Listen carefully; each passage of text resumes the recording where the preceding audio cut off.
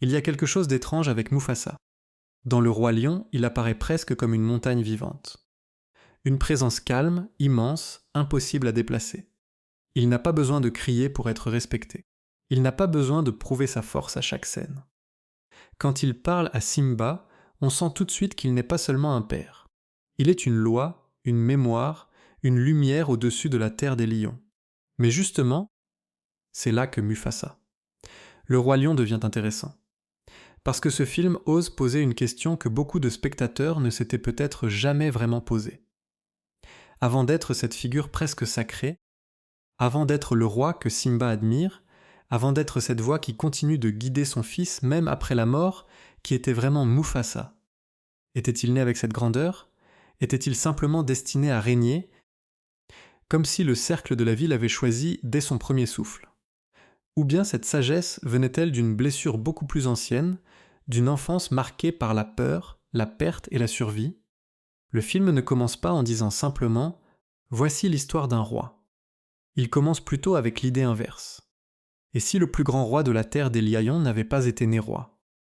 Et si Mufasa avait d'abord été un enfant perdu, un orphelin, un petit lion séparé de tout ce qu'il connaissait, obligé d'apprendre le monde avant de pouvoir un jour le protéger? Cette idée change immédiatement notre regard. Parce qu'un roi né dans le confort peut être noble.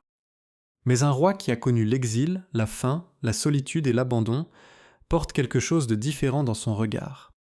Il comprend la peur des autres parce qu'il l'a vécu. Il comprend ce que signifie perdre une famille parce que sa propre histoire commence par une séparation.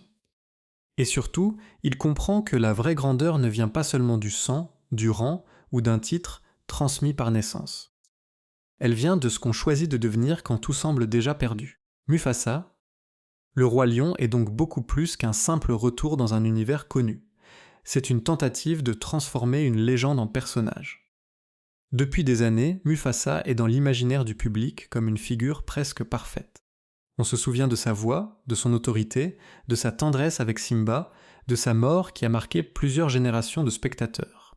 Mais une figure parfaite peut parfois rester distante. On l'admire, oui, mais on ne sait pas toujours ce qu'elle a traversé. Ici, le film essaie de combler ce vide.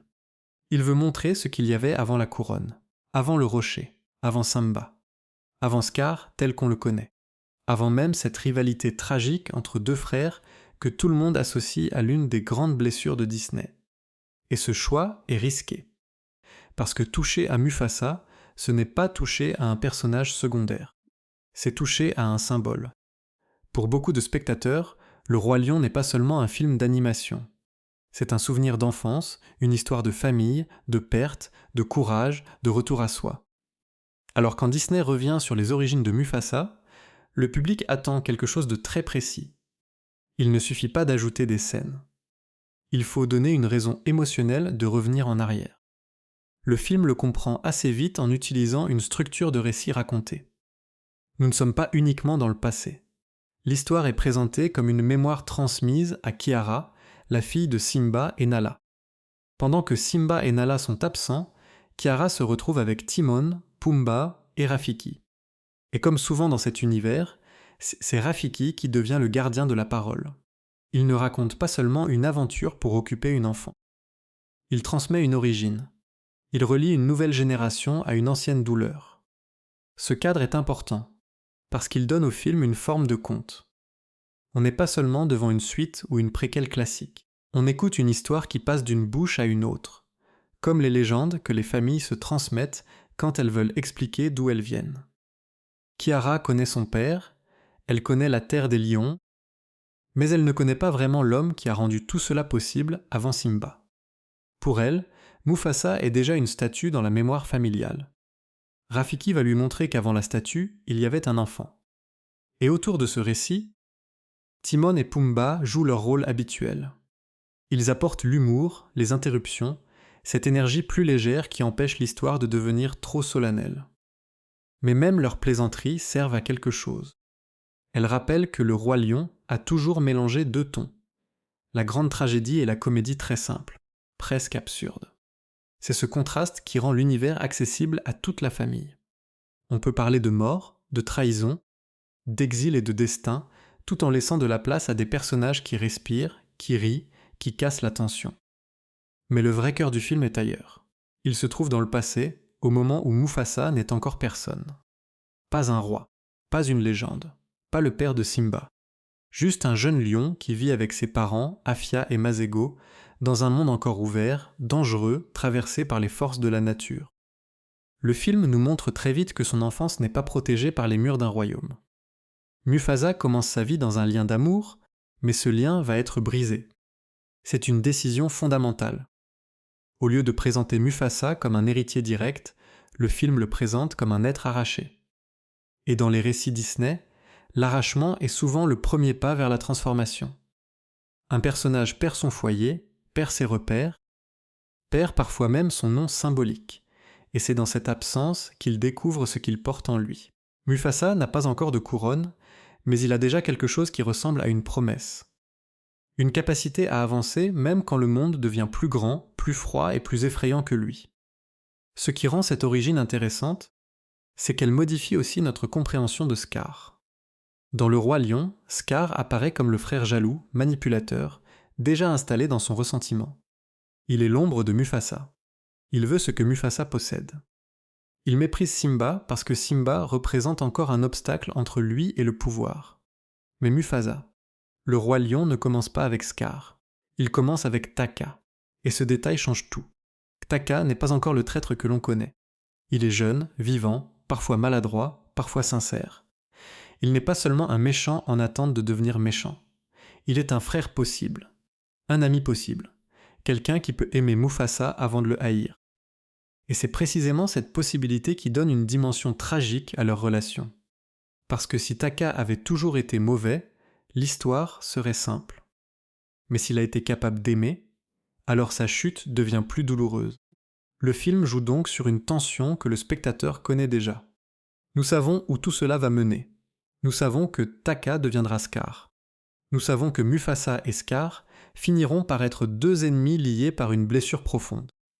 Nous savons que cette blessure atteindra un jour Simba. Mais les personnages, eux, ne le savent pas encore. Et c'est ce décalage qui crée l'émotion. Chaque moment de fraternité porte déjà l'ombre d'une trahison future. C'est un peu comme regarder une fissure apparaître dans une pierre qu'on croyait solide. Au début, elle est presque invisible. Un regard, une hésitation, une petite jalousie, une peur mal cachée. Puis, petit à petit, la fissure s'élargit. Et quand la pierre se brise enfin, on comprend que la catastrophe ne vient pas d'un seul geste. Elle vient d'une accumulation de blessures, de choix, d'humiliation et de silence. Cette approche donne aussi une autre couleur au parcours de Mufasa. S'il devient roi, ce n'est pas seulement parce qu'il est plus fort. Ce n'est pas seulement parce qu'il est plus courageux. C'est parce qu'il apprend à porter les autres. Là où Taka est souvent enfermé dans le besoin d'être reconnu, Mufasa développe une forme d'attention au monde. Il observe, il écoute, il protège. Et c'est exactement ce qui fera plus tard de lui le père que Simba admire. Mais avant d'arriver là, il faut comprendre l'enfant perdu. La grande promesse de cette première partie du film, c'est de nous faire regarder Mufasa sans la protection de sa légende. Quand on connaît déjà son avenir, on peut oublier qu'il a dû avoir un commencement. On peut oublier qu'un roi sage a peut-être d'abord été un enfant terrifié. On peut oublier que la noblesse n'est pas toujours une qualité naturelle. Parfois, elle est construite sur des cicatrices. C'est aussi pour cela que la mise en scène cherche souvent une grandeur visuelle. Les paysages sont vastes, les animaux semblent petits face aux éléments, et la nature n'est jamais seulement décorative. Elle peut nourrir, guider, menacer, séparer.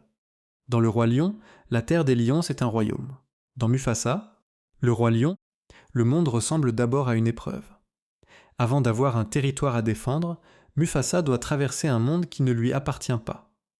Et ce choix correspond bien à Barry Jenkins, le réalisateur du film. Son arrivée dans un projet Disney de cette taille pouvait surprendre, parce qu'il est surtout associé à un cinéma très sensible, très humain, attentif aux blessures intimes et aux identités en construction. Ici, même dans une grande production familiale, on retrouve cette envie de regarder ce qui se cache derrière une image officielle. Mufasa n'est pas seulement le roi majestueux du souvenir. Il devient un être qui s'est construit dans le manque. Bien sûr, le film reste un grand spectacle Disney. Il y a des chansons, de l'aventure, des animaux qui parlent, de l'humour, des menaces très visibles, des moments pensés pour le public familial. Mais son moteur le plus fort n'est pas seulement l'action. C'est la question de l'héritage. Qu'est-ce qu'on transmet quand on raconte l'histoire d'un ancêtre? Est-ce qu'on transmet seulement ses victoires? Ou est-ce qu'on transmet aussi ses blessures, ses erreurs, ses pertes, tout ce qui l'a rendu plus humain? Rafiki ne raconte pas Mufasa à Kiara pour fabriquer une statue encore plus grande. Il raconte Mufasa pour lui montrer que même les figures les plus impressionnantes ont commencé quelque part. Et pour une jeune lionne qui appartient déjà à une famille royale, cette leçon est essentielle. Elle apprend que le pouvoir n'a pas de valeur s'il n'est pas accompagné de mémoire. Elle apprend qu'un nom prestigieux ne suffit pas. Il faut comprendre ce que ce nom a coûté. C'est là que Mufasa, le roi lion, trouve son émotion la plus simple.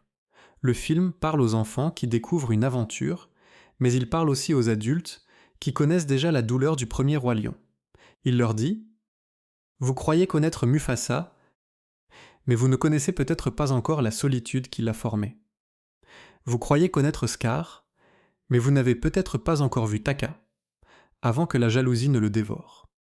Vous croyez connaître la terre des lions, mais avant d'être un royaume, elle a été un rêve à atteindre. Et à partir de ce moment, l'histoire peut vraiment commencer. Parce que le premier grand choc de Mufasa n'est pas une bataille contre un ennemi. Ce n'est pas encore Kyros, ce n'est pas encore la rivalité avec Taka, ce n'est pas encore la question de la couronne. Le premier choc, c'est la séparation. C'est l'instant où un enfant perd le monde qu'il croyait stable. C'est le moment où la nature, immense et indifférente, arrache Mufasa à sa famille. Et c'est dans cette blessure que naît tout le reste. La séparation de Mufasa n'est pas seulement un événement spectaculaire. C'est la blessure fondatrice de toute son histoire. Au début, il y a encore la chaleur d'une famille. Mufasa n'est pas seul. Il appartient à deux parents qu'il aime, Afia et Masego, et son monde semble simple parce qu'il est encore protégé par leur présence. Pour un enfant, la famille est souvent la première frontière du monde. Tant que les parents sont là, même la savane paraît moins grande, moins menaçante, moins incompréhensible. On avance parce qu'on sait que quelqu'un regarde derrière nous. Mais dans Mufasa, le roi lion, cette sécurité ne dure pas. Le film utilise la nature comme une force qui dépasse tout le monde. Pas comme un simple décor, pas comme une jolie image, mais comme une puissance capable de bouleverser une vie en quelques secondes. L'eau, la pluie, le courant, le chaos. Tout arrive avec une brutalité qui rappelle que dans cet univers, le cercle de la vie n'est pas seulement une idée noble et rassurante. C'est aussi un monde où la perte peut arriver sans prévenir. Mufasa est séparé de ses parents par une inondation. Et cette scène est essentielle, parce qu'elle retire au personnage tout ce qui aurait pu le définir facilement. Il n'a plus son territoire. Il n'a plus la protection de son père et de sa mère. Il n'a plus la certitude d'être attendu quelque part. Il n'est plus le petit d'une famille. Il devient un survivant. Cette idée peut sembler simple, mais elle transforme complètement la manière dont on regarde son avenir. Le Mufasa que l'on connaît dans Le Roi Lion parle beaucoup de responsabilité, de place dans le monde, de lien entre les générations. Il explique à Simba que les grands rois du passé veillent sur eux depuis les étoiles. Mais ici, dans son enfance, Mufasa connaît justement l'inverse. Le sentiment d'être coupé de sa lignée, coupé de son passé, coupé de ceux qui auraient dû lui transmettre cette sagesse. Et c'est là que le film devient plus émouvant qu'une simple aventure. Mufasa ne grandit pas parce qu'on lui donne une leçon royale. Il grandit parce qu'il doit survivre à l'absence. Un enfant perdu dans la nature n'a pas le luxe de comprendre tout de suite ce qui lui arrive. Il avance d'abord avec la peur. Il cherche des repères. Il écoute les bruits autour de lui. Il apprend que chaque mouvement peut cacher une menace, que chaque endroit inconnu peut devenir un piège, que le monde n'a pas forcément pitié de ceux qui sont seuls. Et même si le film reste une grande fresque familiale, cette peur-là est très humaine. On peut la comprendre sans être un lion, parce qu'elle parle d'une angoisse universelle. Être arraché à ceux qu'on aime et ne pas savoir comment les retrouver. La force de cette partie du récit, c'est que Mufasa n'est pas encore le personnage qui maîtrise tout. Il n'a pas encore cette voix tranquille, cette autorité naturelle, cette capacité à rassurer les autres. Il est encore traversé par l'incertitude. Et paradoxalement, c'est ce qui le rend plus proche de nous. La légende commence dans la fragilité. Le film prend alors une direction très claire. Pour devenir quelqu'un qui protège, Mufasa doit d'abord connaître ce que signifie être sans protection. Pour devenir un roi capable de comprendre son peuple, il doit d'abord être un être sans royaume. Pour parler un jour à Simba du cycle de la vie, il doit d'abord traverser lui-même la violence de ce cycle. Cette construction donne aussi un sens plus profond à son rapport futur à Sanba. Dans Le Roi Lion, Mufasa est un père très présent. Il corrige Sanba, il le guide et lui montre le royaume. Il lui parle de ce qui existe au-delà de ce que l'enfant voit. Mais si l'on regarde maintenant son origine, cette présence prend une autre dimension. Mufasa sait ce que coûte l'absence d'un père. Il sait ce que provoque la disparition brutale d'une famille. Alors sa tendresse avec Simba n'est pas seulement celle d'un roi qui forme son héritier. C'est peut-être aussi celle d'un ancien enfant perdu qui veut donner à son fils ce que la vie lui a enlevé trop tôt. C'est une belle idée parce qu'elle ne contredit pas le Mufasa que l'on connaissait. Elle l'épaissit. Elle ajoute une douleur derrière sa douceur, une mémoire derrière sa sagesse. Et elle nous rappelle qu'une personne calme n'est pas forcément quelqu'un qui n'a jamais souffert. Parfois, le calme vient justement de ceux qui ont traversé le chaos et qui ont décidé de ne pas le transmettre aux autres. Après la séparation, Mufasa se retrouve donc dans un espace nouveau, loin de ses parents. Le monde devient plus vaste, presque trop vaste pour lui. Et dans ce genre de récit, l'errance est toujours importante.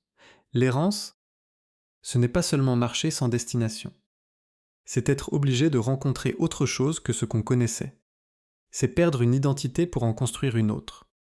Mufasa ne sait pas encore où il va. Mais le film nous fait comprendre que cette perte va l'amener vers la rencontre qui va changer son destin. Cette rencontre, c'est Taka. Taka arrive dans l'histoire comme une sorte de miracle. Pas un miracle parfait, pas une solution définitive, mais une main tendue au milieu d'un monde devenu hostile. Il voit Mufasa, il le sauve, il l'introduit dans une autre famille, une autre structure, un autre univers. Pour Mufasa, c'est plus qu'un simple secours. C'est la possibilité de ne pas mourir seul. C'est la possibilité d'être vu. Et dans une histoire d'orphelin, être vu est déjà énorme. Parce que le vrai danger de Mufasa, à ce moment-là, n'est pas seulement physique. Bien sûr, il peut être blessé, attaqué, emporté, dévoré. Mais il y a aussi un danger plus silencieux, disparaître de l'histoire. Devenir un petit lion perdu dont personne ne saura jamais le nom. Taka empêche cela. En l'aidant, il donne à Mufasa une place provisoire dans le monde. C'est pour cela que leur relation commence avec une vraie force émotionnelle. Nous, spectateurs, savons que Taka deviendra Scar. Nous savons que cette main tendue se transformera un jour en griffe. Mais au moment de leur première rencontre, l'histoire ne se présente pas encore comme une trahison. Elle se présente comme un sauvetage. Et ce contraste rend tout plus tragique. Taka n'est pas immédiatement un rival. Il est d'abord celui qui ouvre une porte. Il donne à Mufasa un accès à une famille royale, à un territoire, à une forme de sécurité. Il fait ce que beaucoup d'autres auraient peut-être refusé de faire. Il regarde un étranger et ne le laisse pas mourir. Ce geste, au départ, contient quelque chose de noble. Et c'est justement parce qu'il contient de la noblesse que la suite fait plus mal. Le film insiste alors sur une différence très importante entre les deux jeunes lions. Mufasa vient de perdre son monde. Taka, lui, appartient déjà à un monde organisé. Il est lié à un rang, à un père, à une mère, à une idée de l'héritage. Il n'a pas besoin de chercher une place, puisqu'on lui en a déjà donné une. Pourtant, avoir une place ne veut pas dire être en paix avec soi-même. C'est l'un des grands contrastes du récit. Mufasa n'a rien, mais il développe peu à peu une force intérieure. Taka a un statut, mais ce statut ne suffit pas à combler son besoin de reconnaissance. Mufasa avance parce qu'il doit survivre. Taka veut être vu comme quelqu'un d'important. L'un apprend à mériter sa place. L'autre a peur que sa place lui échappe. Au début, cette différence peut presque paraître innocente. Deux jeunes lions peuvent être différents sans devenir ennemis. L'un peut être plus courageux, l'autre plus hésitant. L'un peut avoir un instinct plus sûr, l'autre une sensibilité plus fragile. Mais dans une famille royale, dans un monde où la force et l'héritage comptent beaucoup, ces petites différences prennent vite un poids énorme. Quand Mufasa entre dans l'univers de Taka, il ne prend pas volontairement la place de quelqu'un. Il cherche simplement à vivre. Mais sa présence crée un miroir. Et ce miroir va devenir difficile à supporter pour Taka. Parce qu'à côté de Mufasa, certaines faiblesses deviennent visibles. Certaines peurs deviennent plus gênantes. Certaines attentes familiales deviennent plus lourdes. C'est une mécanique très humaine. On peut aimer quelqu'un et en même temps souffrir de sa lumière. On peut admirer un ami, un frère, un proche, et finir par ressentir sa réussite comme une menace. Ce n'est pas toujours immédiat, ce n'est pas toujours conscient. Mais si cette jalousie n'est jamais affrontée, elle peut devenir une rancune. Et si cette rancune trouve un jour une occasion, elle peut devenir une trahison. Pour l'instant, pourtant, Mufasa et Taka ne sont pas encore là. Ils sont encore au début de leur lien. Le film nous laisse voir la naissance d'une fraternité et c'est important de la prendre au sérieux. Parce que sans vraie fraternité, la trahison future ne serait qu'un rebondissement. Avec une vraie fraternité, elle devient une blessure. Mufasa découvre donc un nouveau foyer. Mais ce foyer n'est pas simple. Taka peut l'accueillir, mais tout le monde ne le regarde pas avec la même ouverture. Dans une structure royale, un étranger est rarement neutre. Il peut être vu comme un danger, une charge, une anomalie, ou même une menace pour l'ordre établi. Et cette tension est nécessaire, parce qu'elle rappelle que Mufasa n'entre pas dans un conte où tout le monde l'adopte immédiatement avec le sourire. Il entre dans un monde qui va le tester. Ce monde est porté notamment par Obazi et Eshe, les parents de Taka. Esh montre une forme de chaleur et d'attention, tandis qu'Obazi représente davantage la logique du rang, de la prudence et de l'héritage. À travers eux, le film oppose deux manières de regarder Mufasa. On peut voir en lui un enfant perdu qui mérite protection, ou on peut voir en lui un intrus qui n'a pas sa place dans une lignée. Cette opposition touche directement au thème principal du film. Qu'est-ce qui fait la valeur d'un être ? Sa naissance, son sang, son territoire d'origine, ou ses actes ? Mufasa, le roi lion, répond progressivement à cette question, mais il ne la résout pas tout de suite. Il la laisse grandir dans les relations entre les personnages. Mufasa, lui, ne revendique rien. Il ne demande pas à devenir prince. Il ne cherche pas à voler un destin. C'est même ce qui rend son parcours plus fort. Sa grandeur future ne vient pas d'une ambition de pouvoir. Elle vient d'une accumulation de gestes justes. Il protège quand il pourrait fuir. Il écoute quand il pourrait imposer. Il apprend quand il pourrait se refermer. Et petit à petit, ceux qui le regardent comprennent qu'il possède quelque chose que le rang ne peut pas donner. Cette idée prépare toute la suite du film. Parce que le vrai conflit ne sera pas seulement de survivre à Kyros ou d'atteindre un lieu promis. Le vrai conflit sera de savoir qui mérite d'être suivi. Dans une histoire de roi, on pourrait croire que la réponse vient de la naissance. Mais ici, le film veut nous amener ailleurs. Il veut montrer que le leadership n'est pas un titre posé sur une tête. C'est une confiance que les autres finissent par donner. Et c'est précisément ce que Taka risque de ne pas supporter. Car plus Mufasa grandit, plus il devient évident qu'il n'est pas simplement un invité. Il a une présence, il a un instinct. Il a une façon d'agir qui attire naturellement l'attention. Même quand il ne cherche pas à dominer, il devient difficile de l'ignorer. Et pour Taka, qui a grandi avec l'idée qu'une place l'attendait, cette lumière venue de l'extérieur peut devenir insupportable. Mais avant que cette jalousie ne devienne dangereuse, le film installe encore quelque chose de beau entre eux. Il y a des jeux, des promesses, des moments où l'on peut croire que ces deux jeunes lions vont vraiment marcher côte à côte. Taka offre à Mufasa ce qu'il a perdu, une forme de famille. Mufasa offre à Taka ce qui lui manque peut-être déjà, un lien sincère, non fondé sur le rang, mais sur l'attachement.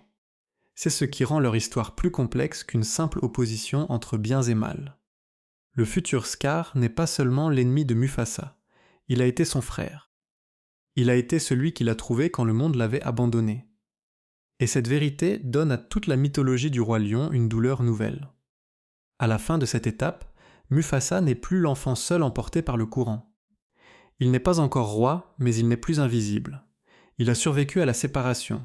Il a trouvé un frère. Il a trouvé un endroit où grandir. Pourtant, quelque chose de fragile est déjà en train de se mettre en place. Un équilibre qui dépend de l'amour, de la confiance, mais aussi de blessures que personne ne sait encore nommer. Et bientôt, cet équilibre va être brisé par une menace venue de l'extérieur. Parce que Mufasa et Taka peuvent encore croire que leur plus grand défi est d'apprendre à vivre ensemble. Mais le monde autour d'eux est beaucoup plus dangereux que cela. Une force approche, froide, violente, guidée par la domination. Et face à cette menace, les deux frères vont devoir fuir, choisir, protéger, et commencer un voyage qui révélera leur vraie nature. Quand une menace extérieure apparaît dans une histoire comme celle-ci, elle ne sert pas seulement à créer du danger. Elle révèle ce que les personnages portent déjà en eux. Jusqu'ici, Mufasa a surtout dû survivre à la perte. Il a été arraché à ses parents, emporté loin de son premier foyer, puis sauvé par Taka. Il a découvert une nouvelle famille, un nouveau territoire, une nouvelle manière de vivre. Mais cette sécurité reste fragile. Elle dépend de l'accueil des autres, de la patience d'Esh, de l'amitié de Taka et d'un équilibre que Mufasa ne contrôle pas vraiment. Pour Taka, la situation est différente. Lui n'a pas perdu son monde. Il a grandi à l'intérieur d'un cadre royal, avec l'idée qu'une place lui revenait naturellement. Il est le fils d'Obazi et d'Esh, un héritier, un jeune lion, que son environnement prépare à devenir quelqu'un. Mais ce que le film montre avec finesse, c'est qu'un héritier peut être profondément inquiet. On peut posséder un titre et ne pas savoir comment le porter. On peut être destiné à régner et se sentir plus petit que l'image que les autres attendent de nous. C'est là que Mufasa devient involontairement dangereux pour Taka. Pas dangereux parce qu'il veut prendre sa place. Pas dangereux parce qu'il complote ou parce qu'il cherche le pouvoir. Mufasa ne fonctionne pas comme ça. Il est encore dans une logique de gratitude, d'apprentissage et de survie. Mais sa simple présence suffit à déranger l'ordre invisible autour de Taka. Parce que Mufasa possède quelque chose que personne ne lui a donné officiellement, une force naturelle. Cette force ne se manifeste pas seulement dans les moments physiques. Elle apparaît dans sa façon de regarder le danger, de réagir avec instinct, de comprendre les autres, de ne pas se laisser écraser par la peur. Là où Taka semble parfois attendre que son statut le confirme, Mufasa se construit par l'action. Il ne dit pas « je mérite ma place ». Il agit de manière à la mériter. Et dans une famille, dans un groupe, dans un royaume, ce genre de différence ne reste jamais invisible longtemps. Obazi, le père de Taka, incarne une vision plus dure, plus hiérarchique. Pour lui, le sang, la lignée, la place dans l'ordre établi ont une importance énorme. Il ne regarde pas Mufasa comme un cadeau du destin, mais comme un élément perturbateur. Un étranger peut être utile, peut être toléré, mais il ne devient pas automatiquement un égal. Cette méfiance n'est pas seulement personnelle. Elle vient d'une logique de pouvoir. Un royaume se protège aussi en contrôlant qui appartient vraiment au groupe. Esh, elle, apporte une autre nuance. Elle voit davantage l'enfant que l'intrus. Elle comprend que Mufasa n'est pas arrivé par ambition, mais par blessure.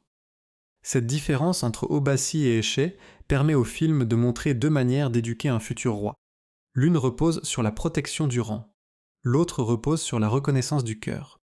Mufasa grandit donc entre ces deux regards. D'un côté, il sent qu'il n'est pas complètement chez lui. De l'autre, il découvre qu'une famille peut aussi se construire autrement que par le sang. Et cette tension devient l'un des grands moteurs du film. Parce que plus Mufasa apprend, plus il prouve que la noblesse ne vient pas forcément de la naissance. Ce qui est beau, au début, c'est que Taka semble accepter cette présence. Il ne voit pas encore Mufasa comme un adversaire définitif. Il y a de la sincérité dans leur relation. Ils partagent des moments d'enfance, des jeux, des confidences, des élans de loyauté. Taka peut être fier d'avoir sauvé Mufasa, fier de l'avoir introduit dans son monde. Et Mufasa, lui, garde forcément une dette émotionnelle envers Taka. Sans lui, son histoire aurait pu s'arrêter dans la solitude. Mais une dette affective peut devenir compliquée quand les rôles commencent à changer. Au départ, Taka est celui qui sauve. Il est celui qui possède le foyer, la famille, le nom. Il est celui qui peut offrir quelque chose. Mufasa reçoit. Il dépend. Il apprend. Cette position rassure Taka parce qu'elle confirme son importance. Mais si Mufasa devient ensuite plus courageux, plus respecté, plus naturellement suivi, alors le rapport s'inverse sans que personne ne le dise. Celui qui a été sauvé commence à rayonner plus fort que celui qui l'a sauvé. Et c'est exactement le genre de situation qui peut faire naître une jalousie profonde. Le film ne transforme pas immédiatement Taka en monstre. Ce serait trop simple. Il montre plutôt un jeune lion qui commence à se mesurer à quelqu'un qu'il aime. C'est l'un des sentiments les plus dangereux parce qu'il se cache souvent derrière des choses acceptables. On peut dire qu'on veut être reconnu, qu'on veut être à la hauteur, qu'on veut prouver sa valeur. Mais sous ces mots, il y a parfois une question plus sombre. Pourquoi lui et pas moi ? Pourquoi Mufasa attire-t-il cette confiance ? Pourquoi son courage paraît-il si naturel ? Pourquoi, alors qu'il n'est pas né dans cette famille, semble-t-il comprendre instinctivement ce qu'un chef devrait être ? Et pourquoi Taka, qui avait tout pour devenir ce chef, se sent-il soudain obligé de se comparer ? Cette comparaison est le poison lent de leur fraternité. Elle ne détruit pas tout d'un coup. Elle s'installe dans les silences. Elle se glisse dans les regards. Elle rend certains compliments difficiles à entendre. Elle transforme les succès de l'autre en petites humiliations. Et comme Taka ne sait pas encore comment regarder sa propre peur en face, il risque de la transformer en rancune. Mufasa, de son côté, ne voit pas forcément toute la profondeur de cette blessure. C'est aussi ce qui rend le drame crédible. Quand on avance avec de bonnes intentions, on ne comprend pas toujours qu'on peut faire mal simplement en étant soi-même. Mufasa ne vole rien volontairement à Taka. Il ne cherche pas à l'éclipser. Mais il représente malgré lui une vérité que Taka ne veut pas affronter. Le rang ne suffit pas à faire un roi. Et pendant que cette tension intime se prépare, le monde extérieur devient plus menaçant. Le film introduit Kyros et les lions blancs comme une force de domination. Kyros n'est pas seulement un adversaire physique. Il représente une vision brutale du pouvoir. Là où Mufasa découvre peu à peu que le leadership repose sur la protection, Kyros incarne l'inverse. Régner, c'est imposer, écraser, prendre, terroriser. Il n'a pas besoin d'être subtil pour être dangereux. Sa présence apporte une froideur, une violence, une certitude de prédateur qui change immédiatement l'énergie du récit. Avec Kyros, le danger n'est plus seulement émotionnel. Il devient concret. Il y a des corps à protéger, une fuite à organiser, des choix rapides à faire. Et c'est souvent dans ce genre de moments que les illusions tombent. Quand tout va bien, chacun peut jouer son rôle. L'héritier peut se croire prêt. Le groupe peut se croire stable. Mais quand la menace approche, les titres ne suffisent plus. Il faut agir. Et c'est là que Mufasa commence à révéler ce qu'il deviendra. Face au danger, il ne pense pas seulement à lui. Son instinct n'est pas de sauver son image, mais de sauver les autres. Il ne cherche pas à paraître courageux. Il réagit parce que quelque chose en lui refuse de laisser la peur décider à sa place.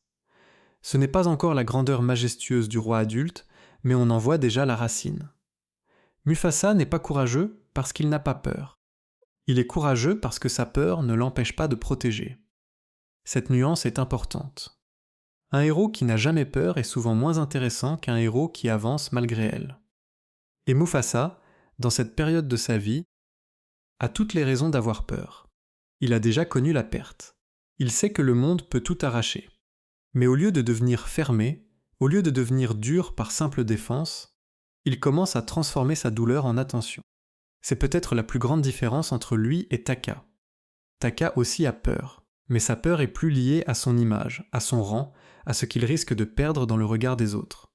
Mufasa a peur du danger réel, de la perte réelle, de l'abandon réel. L'un se bat contre le monde.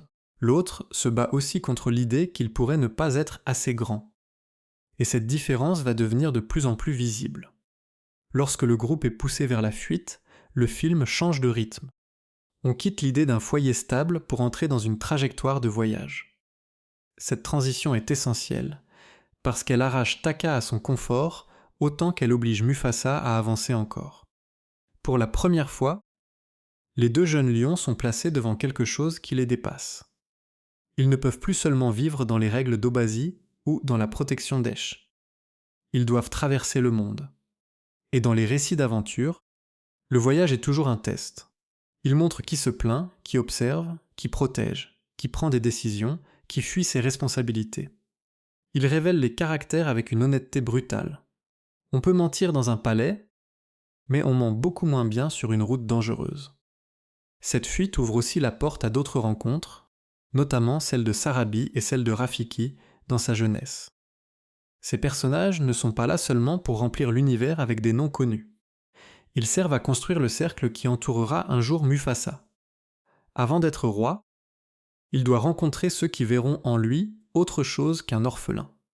Il doit croiser des êtres capables de reconnaître sa valeur sans qu'elle soit inscrite dans son sang.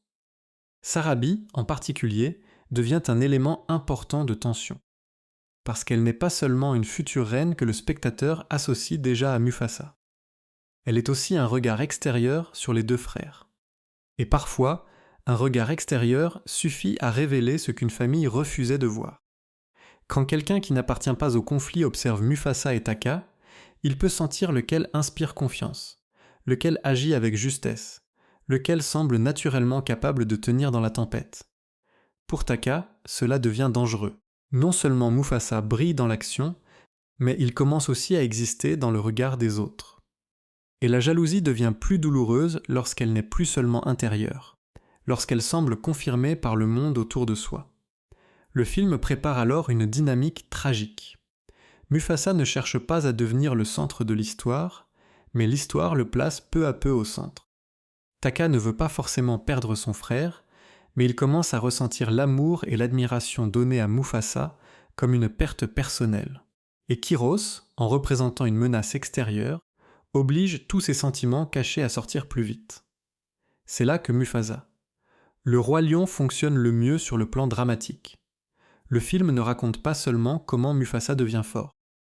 Il raconte comment sa force devient insupportable pour quelqu'un qui devait, en théorie, être plus légitime que lui. Et cette idée est tragique, parce qu'elle transforme la grandeur de Mufasa en miroir cruel pour Taka. Plus Mufasa devient digne d'être suivi, plus Taka se sent abandonné par le destin. Et pourtant, à ce stade, tout n'est pas encore perdu. Il existe encore une fraternité entre eux. Il existe encore des souvenirs, de la loyauté, peut-être même de l'amour. C'est pour cela que la suite garde une tension particulière. Le spectateur ne regarde pas seulement deux personnages courir devant un ennemi. Il regarde deux frères marcher vers un point où l'un devra choisir entre l'amour et l'orgueil. La menace de Kyros les pousse vers l'avant. Le rêve de Milel, cette terre promise, devient une destination, presque une réponse à toutes les pertes. Pour Mufasa, Milele peut représenter un nouveau foyer, un lieu où l'orphelin ne serait plus seulement toléré, mais pleinement accepté. Pour Taka, ce voyage peut être une occasion de prouver qu'il est le prince qu'il pense devoir être. Pour les autres, c'est peut-être simplement une chance de survivre. Mais plus ils avancent, plus une vérité se précise. Le voyage ne va pas seulement les mener vers une terre, il va les mener vers eux-mêmes.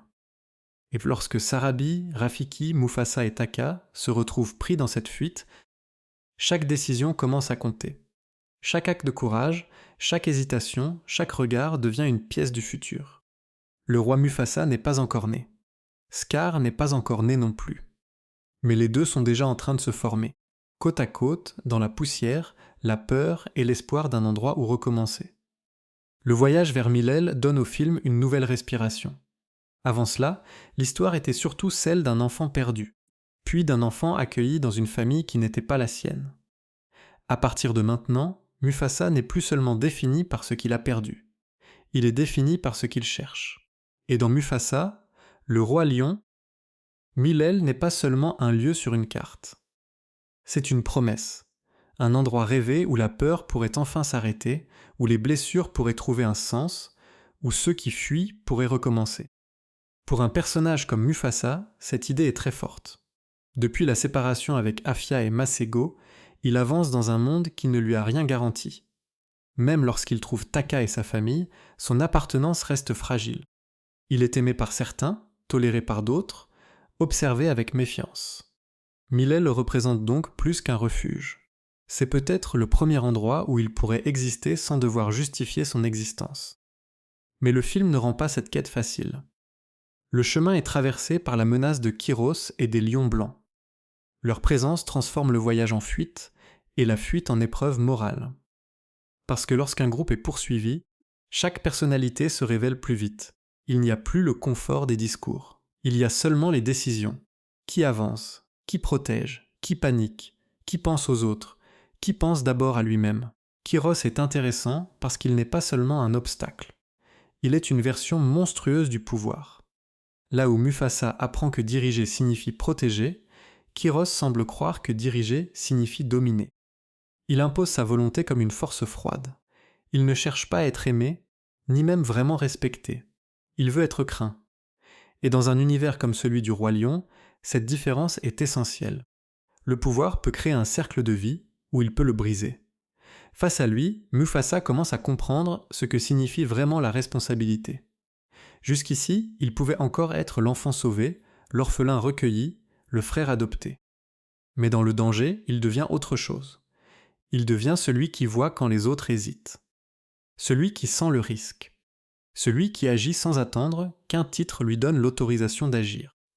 C'est exactement le point qui dérange Taka, même s'il ne peut pas encore l'avouer clairement.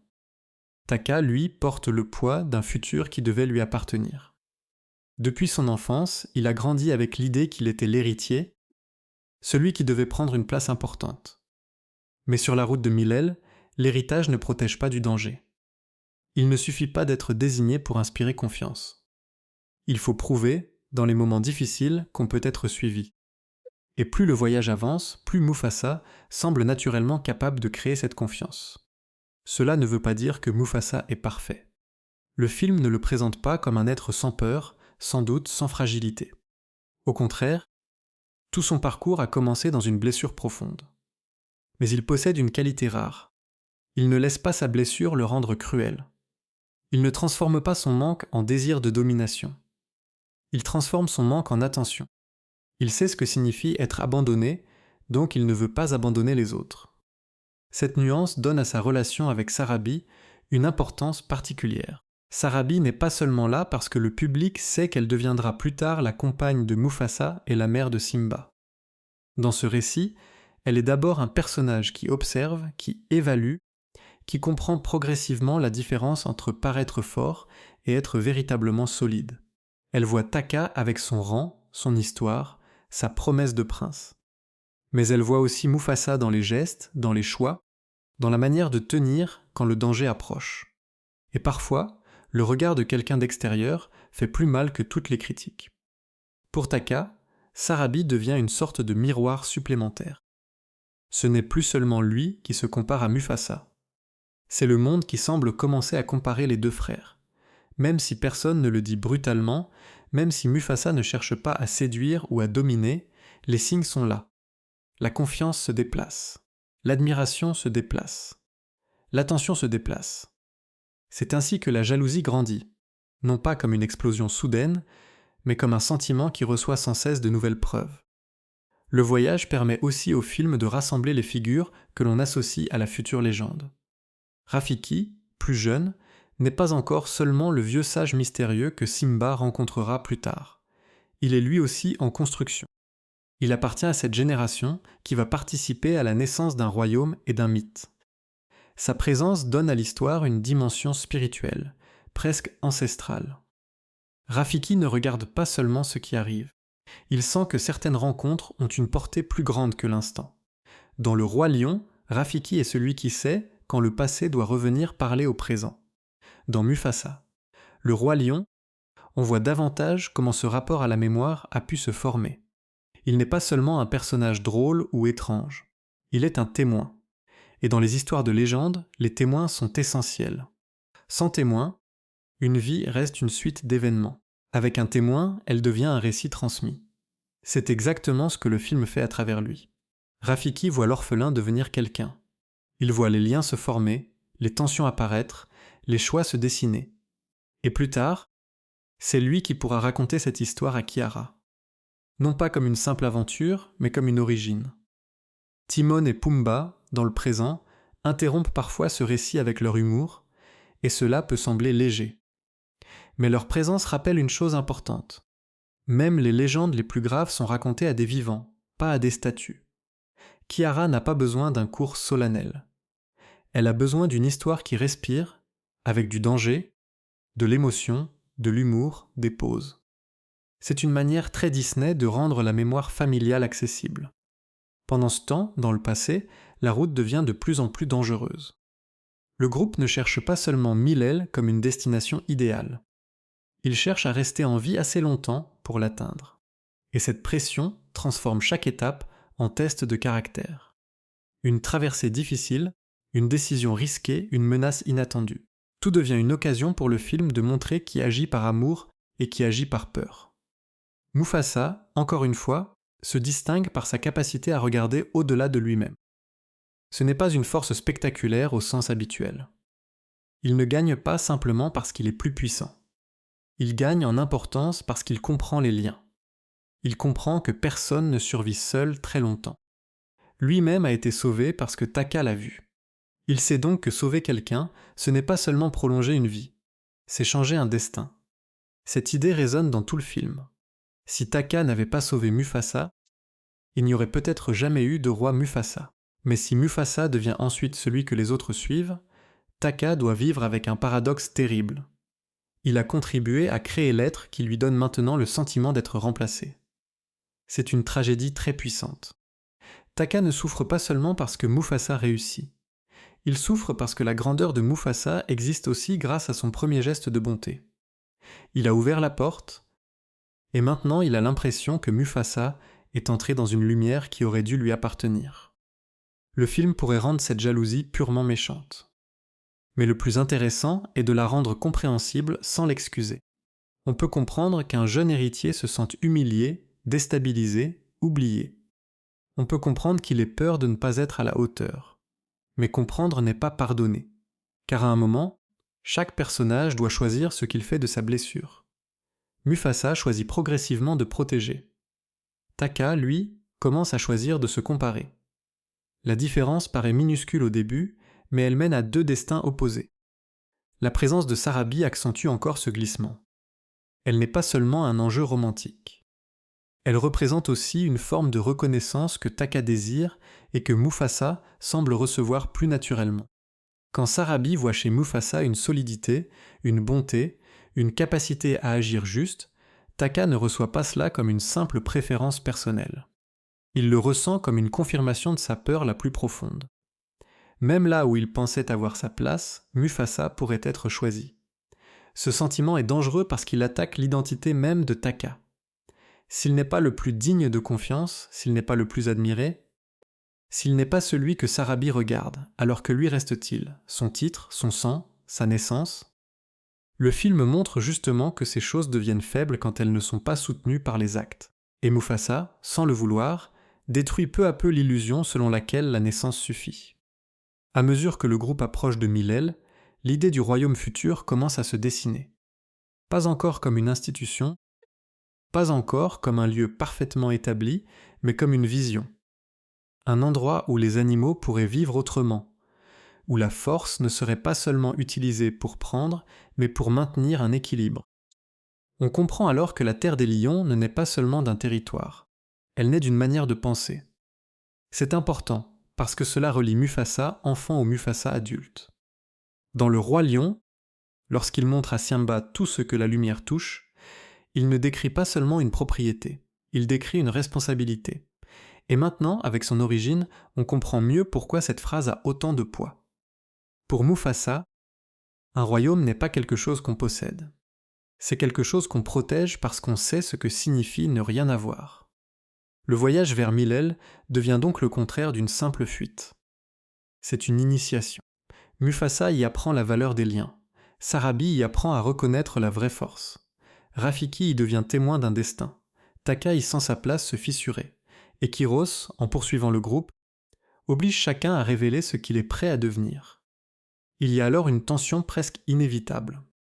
Plus les personnages se rapprochent du rêve, plus le passé et les failles personnelles les rattrapent. Le danger de Kyros est visible, mais le danger intérieur de Taka est plus sourd. Kyros peut attaquer de l'extérieur.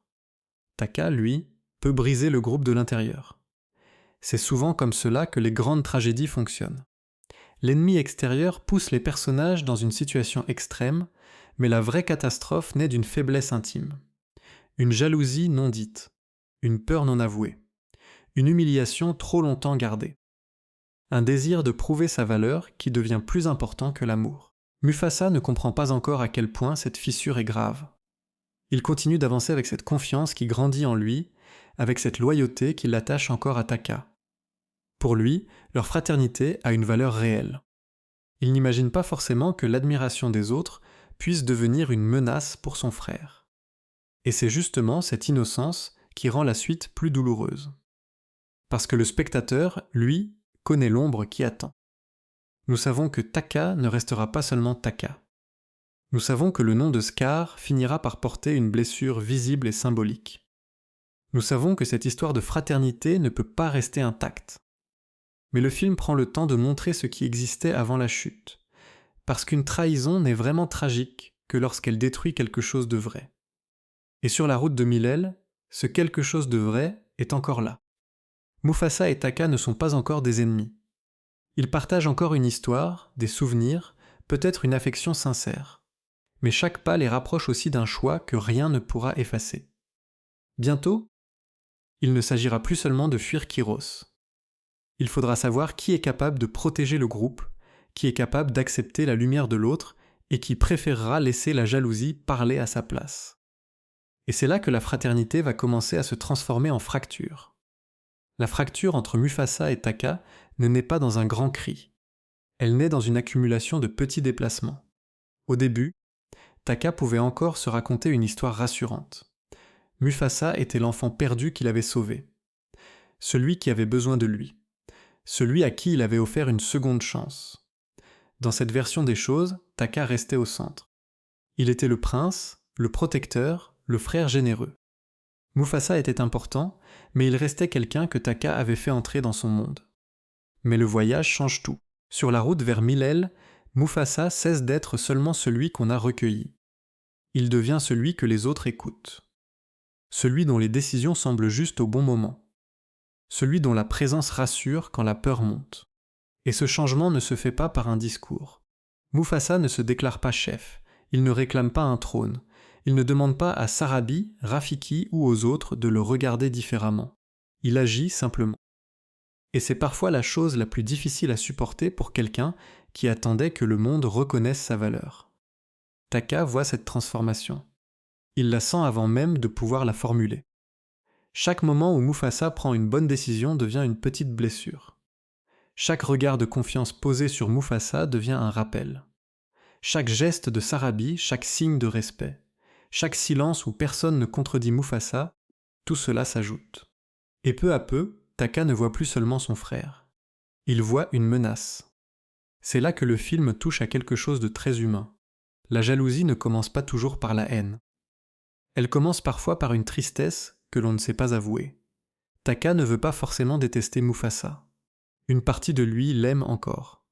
Une partie de lui se souvient de ce premier geste, de cette rencontre, de cette fraternité qui lui a donné le sentiment d'être utile et important. Mais une autre partie de lui ne supporte plus ce que Mufasa révèle. Parce que Mufasa révèle une vérité très dure. Le pouvoir reçu n'a pas la même force que le respect gagné. Taka a grandi avec une place. Mufasa a grandi avec une blessure. Et pourtant, c'est Mufasa qui paraît de plus en plus capable de guider les autres. Cette inversion est insupportable pour Taka, parce qu'elle ne menace pas seulement son avenir. Elle menace l'image qu'il avait de lui-même. On peut perdre un territoire et continuer à vivre. On peut perdre un combat et se relever. Mais perdre l'idée qu'on avait de sa propre importance, c'est plus dangereux. Cela crée une douleur invisible, et si cette douleur trouve un mauvais chemin, elle devient rancune. Sarabi joue un rôle essentiel dans cette transformation. Pas parce qu'elle serait responsable de la jalousie de Taka, mais parce qu'elle rend visible ce que Taka voulait peut-être ignorer. Son regard vers Mufasa ne repose pas sur un titre. Elle ne choisit pas l'héritier officiel, ni celui qui parle le plus fort, ni celui qui pense mériter l'admiration. Elle reconnaît chez Mufasa une qualité plus profonde, une capacité à protéger sans posséder. Cette différence est capitale.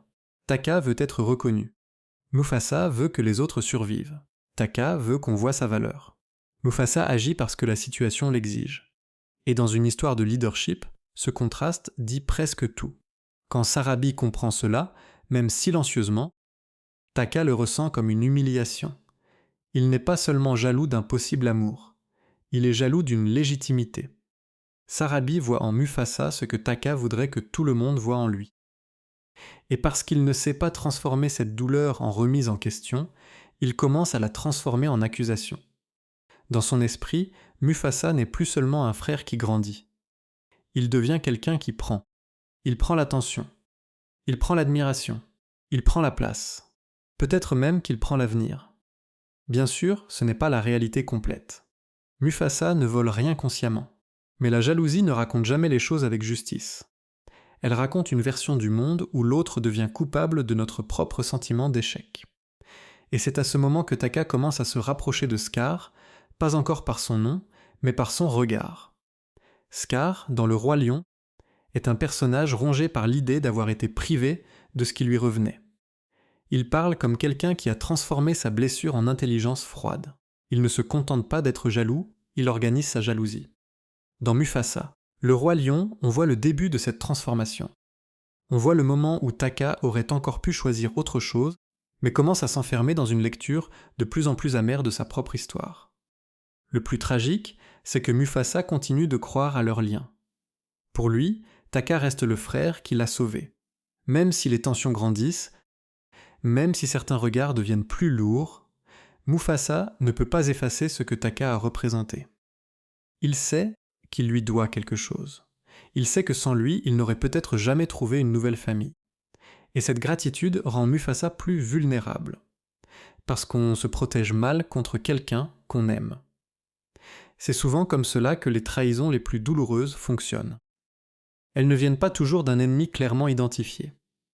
Elles viennent de quelqu'un dont on a accepté la présence au plus profond de son histoire. Quelqu'un qui connaît nos blessures, nos espoirs, nos faiblesses. Quelqu'un qui peut nous atteindre précisément parce qu'il a été proche. Pendant que cette tension intérieure grandit, Kyros reste une menace extérieure. Sa poursuite, sa violence, son désir de domination forcent le groupe à avancer. Mais plus le danger se rapproche, plus Taka se retrouve devant une question qu'il ne peut plus éviter. Quand le moment viendra, choisira-t-il la survie du groupe ou la satisfaction de son orgueil ? Cette question est au cœur de la naissance de Scar. Parce que devenir Scar, ce n'est pas seulement recevoir une cicatrice. Ce n'est pas seulement changer de nom ou adopter une attitude plus sombre. C'est choisir de laisser une blessure devenir une identité. Taka commence comme un jeune lion capable de bonté. Il devient dangereux quand il décide que sa douleur justifie ce qu'il va faire aux autres. Le film insiste alors sur la différence entre blessure et excuse. Mufasa est blessé lui aussi. Il a perdu ses parents. Il a été séparé de son premier monde. Il a dû vivre comme un étranger.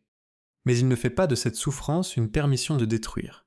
Il la transforme en compassion, en vigilance, en responsabilité. Taka, lui, souffre d'un autre type de perte. La perte de sa position rêvée, la perte du regard qu'il voulait recevoir, la perte de l'image glorieuse qu'il projetait sur lui-même. Et au lieu de regarder cette douleur en face, il cherche un coupable. Mufasa devient ce coupable. C'est injuste, mais c'est dramatiquement puissant. Parce que dans l'esprit de Taka, tout semble se relier. Si Sarabi admire Mufasa, c'est à cause de Mufasa. Si les autres font confiance à Mufasa, c'est à cause de Mufasa. Si Taka se sent diminué, c'est à cause de Mufasa. Il ne voit plus que son frère ne lui a pas volé sa valeur. Il révèle simplement le vide que Taka n'a jamais appris à combler. Cette évolution rend leur fraternité de plus en plus douloureuse à regarder. On sent qu'ils marchent encore côte à côte, mais qu'ils ne vivent plus exactement la même histoire. Mufasa avance vers Milele avec l'idée de protéger et de trouver un foyer. Taka avance avec le sentiment que ce foyer futur pourrait ne pas lui appartenir comme il l'espérait. L'un voit une promesse commune. L'autre commence à voir une compétition. Et le drame, c'est que personne ne peut vraiment arrêter cette transformation de l'extérieur. Sarabi ne peut pas donner à Taka l'estime qu'il doit construire lui-même. Mufasa ne peut pas devenir moins lumineux pour rassurer son frère. Rafiki peut observer, sentir, comprendre certaines choses, mais il ne peut pas choisir à la place de Taka. Chaque personnage peut influencer le chemin, mais la décision intime appartient toujours à celui qui souffre. Plus il se rapproche de Milel, plus la question du leadership devient concrète. Ce lieu rêvé ne peut pas seulement être atteint. Il devra être protégé. Il faudra quelqu'un pour maintenir l'équilibre, pour rassembler, pour comprendre les forces de la nature et les besoins du groupe. Et le film nous amène doucement à comprendre que Mufasa possède déjà cette capacité. Pas parce qu'il est désigné, parce qu'il écoute. Il écoute les signes du monde. Il écoute la peur des autres. Il écoute ce que les situations demandent. Il ne confond pas diriger avec dominer. C'est une différence énorme. Dominer, c'est placer les autres sous soi. Diriger, dans le meilleur sens du terme, c'est accepter de porter une part du poids des autres. Mufasa apprend cette responsabilité avant même d'avoir un royaume. Taka, lui, reste prisonnier d'une idée plus personnelle du pouvoir. Pour lui, être reconnu comme chef semble devenir une réparation. Comme si le rang pouvait guérir l'humiliation. Comme si l'admiration des autres pouvait faire taire son insécurité. Mais un pouvoir cherché pour réparer une blessure personnelle devient vite dangereux, parce qu'il ne suffit jamais. Il faut toujours plus de signes, plus de preuves, plus de soumission. C'est exactement ce qui sépare Mufasa de Kyros aussi. Kyros veut imposer sa puissance. Taka veut être confirmé dans sa valeur. Mufasa, lui, découvre qu'un vrai chef n'a pas besoin de forcer le respect à chaque instant. Il le reçoit parce que ses actes créent de la confiance. Cette opposition donne au film une structure morale claire, même si les émotions restent complexes. Le moment où Taka commence à céder à la trahison est donc préparé par tout cela. Ce n'est pas un simple retournement. C'est la conséquence d'une blessure nourrie trop longtemps. Quand la peur, la jalousie et l'orgueil se mélangent, Taka finit par croire qu'un acte mauvais peut rétablir l'ordre qu'il désire. Il pense peut-être reprendre le contrôle. Il pense peut-être empêcher Mufasa de devenir ce que tout le monde voit déjà en lui. Mais en réalité, il ne fait que détruire ce qui restait de son propre cœur. C'est là que le film touche à la tragédie classique du personnage qui devient l'auteur de son propre malheur. Taka redoute d'être remplacé, alors ses choix le rendent indigne de la place qu'il voulait garder. Il redoute de perdre l'amour, alors il agit d'une manière qui rend cet amour impossible. Il redoute l'ombre de Mufasa, alors il devient lui-même une ombre. Et quand on connaît le roi lion, cette transformation fait froid dans le dos. Parce que le Scar adulte n'apparaît plus comme un simple méchant élégant et ironique. Il devient le résultat d'une longue déformation intérieure. On comprend mieux pourquoi sa jalousie envers Simba sera si violente plus tard. Simba n'est pas seulement un obstacle politique. Il est le fils de Mufasa, donc le prolongement vivant de cette blessure ancienne. En voyant Simba, Scar ne voit pas seulement un héritier. Il voit encore la lumière de Mufasa lui passer devant. C'est ce qui rend Mufasa le roi lion intéressant dans sa relation avec le film original. Il ne remplace pas l'histoire que l'on connaissait. Il ajoute une couche de douleur sous cette histoire. La mort de Mufasa dans le roi lion devient encore plus tragique quand on sait que son assassin a d'abord été celui qui lui avait donné une chance de survivre. La haine de Scar devient plus sombre quand on comprend qu'elle vient d'un amour pourri par l'orgueil. Mais pour l'instant, dans le récit, tout n'est pas encore terminé. Mufasa est encore vivant, encore en marche, encore attaché à l'idée que sa fraternité avec Taka peut avoir du sens. Sarabi, Rafiki et les autres continuent d'avancer dans un monde où Kyros représente une menace immédiate. Et Milel, quelque part devant eux, reste cette promesse fragile d'un lieu où la peur pourrait finir. Sauf que les promesses les plus lumineuses attirent souvent les épreuves les plus sombres. Bientôt, le conflit ne pourra plus rester intérieur. Taka devra faire un choix visible. Mufasa devra affronter non seulement l'ennemi qui le poursuit, mais aussi la blessure qui grandit chez son propre frère. Et dans cette confrontation, quelque chose va naître. Non seulement un roi, mais aussi l'ombre qui le poursuivra jusque dans la génération suivante. À ce stade de l'histoire, Mufasa n'avance plus seulement vers Milel.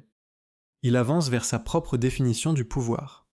Depuis le début, le film a retiré à Mufasa toutes les évidences qui auraient pu rendre son parcours simple. Il n'est pas présenté comme un prince né dans une lignée tranquille. Il n'est pas protégé par un royaume déjà construit. Il n'a pas grandi avec la certitude que le monde l'attendait. Au contraire, il commence comme un enfant séparé, perdu, obligé de survivre dans un environnement qui ne lui doit rien. Et maintenant, cette origine prend tout son sens. Car dans le dernier mouvement de son voyage, Mufasa doit affronter deux formes de menaces. La première est visible. Kyros, les lions blancs, la violence extérieure, le danger physique.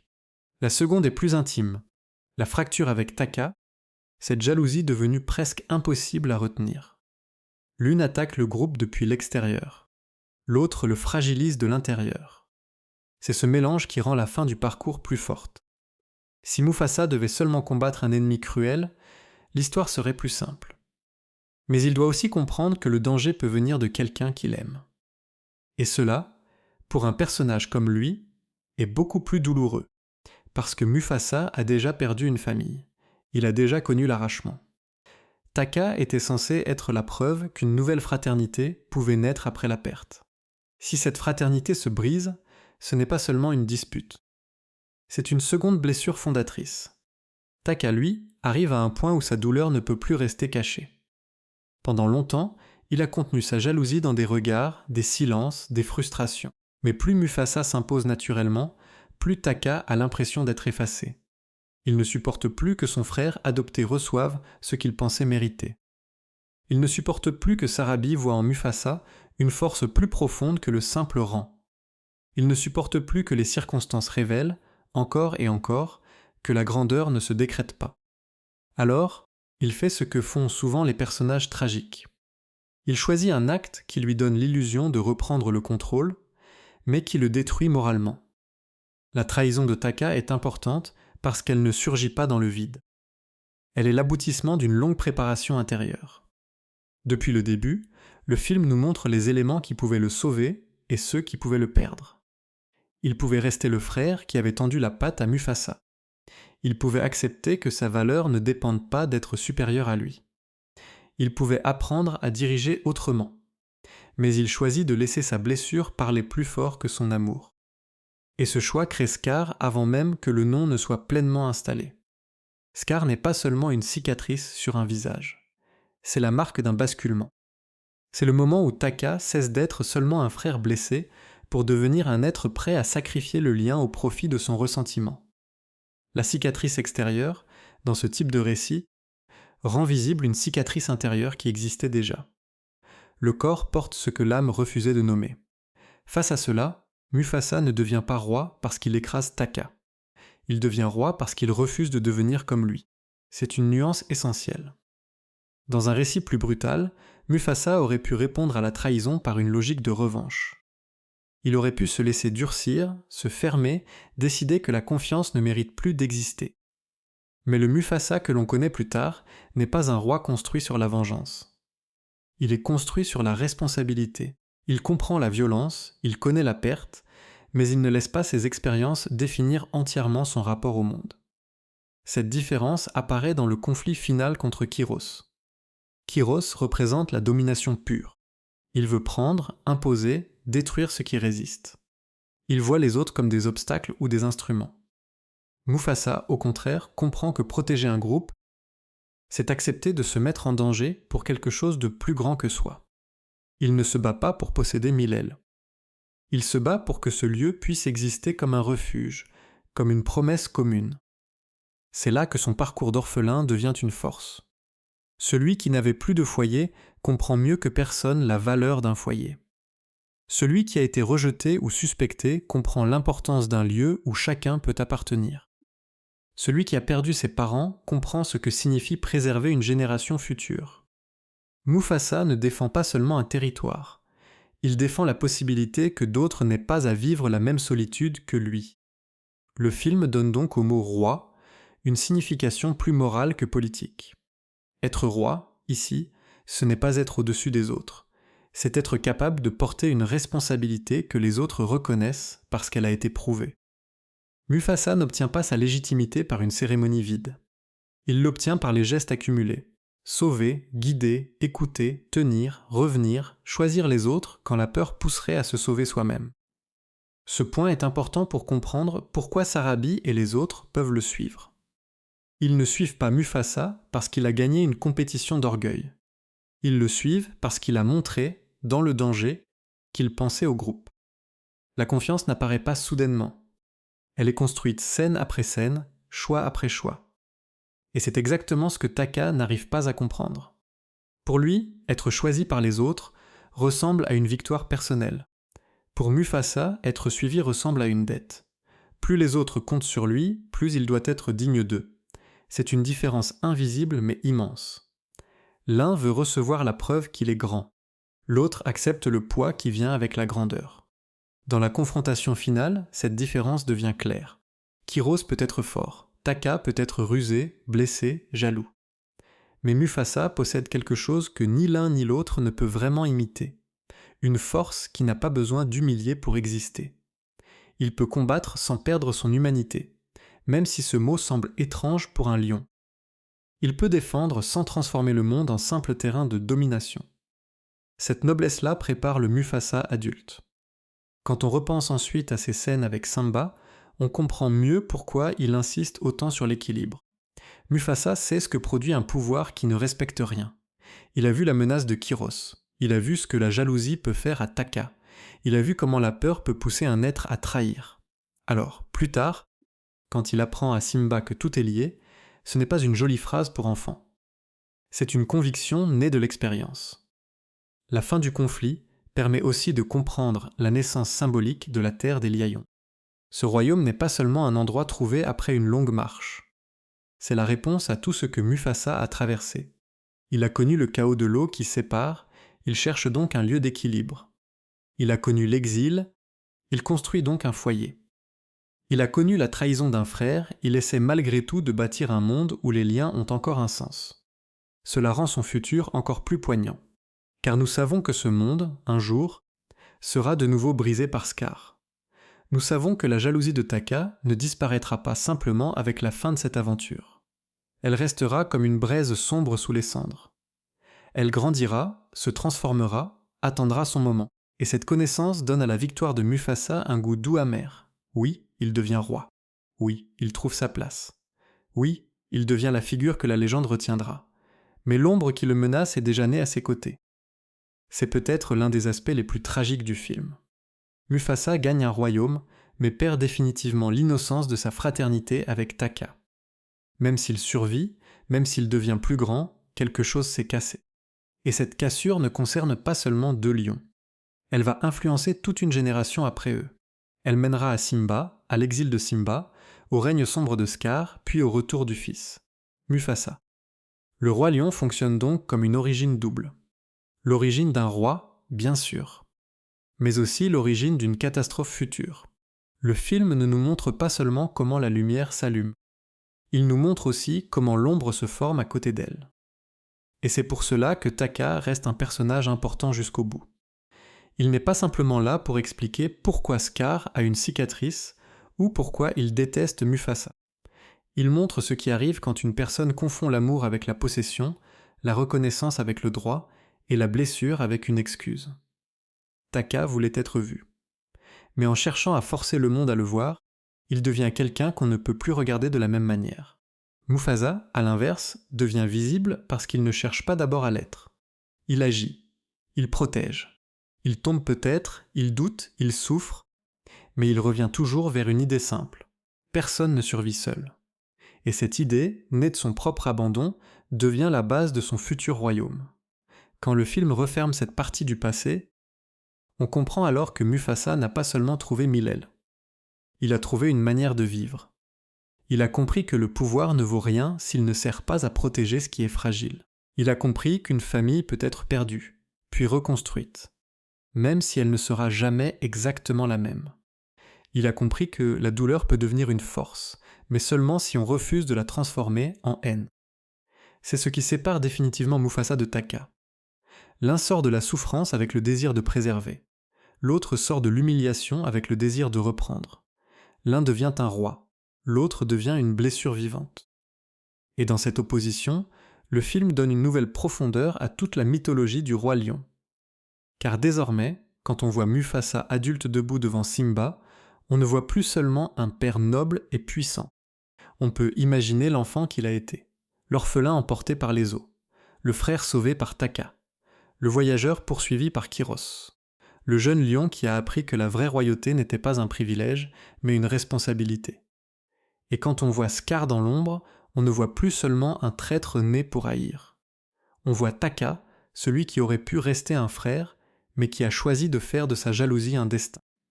C'est là que l'histoire racontée par Rafiki devient plus qu'un souvenir. Elle devient une clé.